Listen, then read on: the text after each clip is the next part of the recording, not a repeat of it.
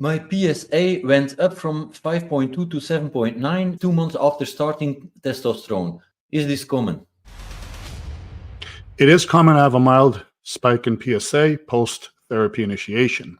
PSA, again, just like hematocrit, is extremely transient. I tell all patients to refrain from all sexual activity for 72 hours prior to a blood draw.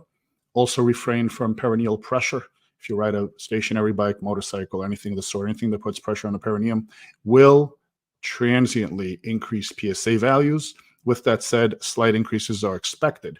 If your PSA was a 5 prior to starting, you should have had urology clearance prior. So maybe you should go and get a prostate exam or a DRE. Please do not let them biopsy you. They're very quick to do that immediately. They'll have a PSA reading that's high. They'll biopsy you instantly. Once you poke a hole in the prostate, it is not the same. You're going to suffer severe and often irreversible sexual dysfunctions. So don't go poking holes in your prostate unless it's absolutely mandatory. Get all of the digital scanning done prior and fully rule out any risks of cancer.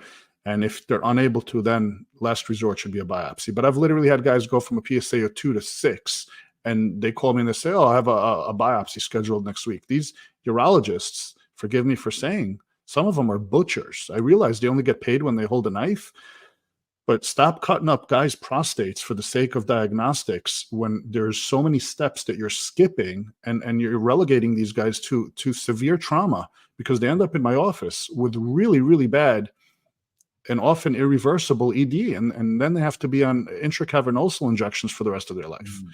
So please do not run out there and get a biopsy unless absolutely necessary. And again, 2-point increase, that's not a drastic velocity change.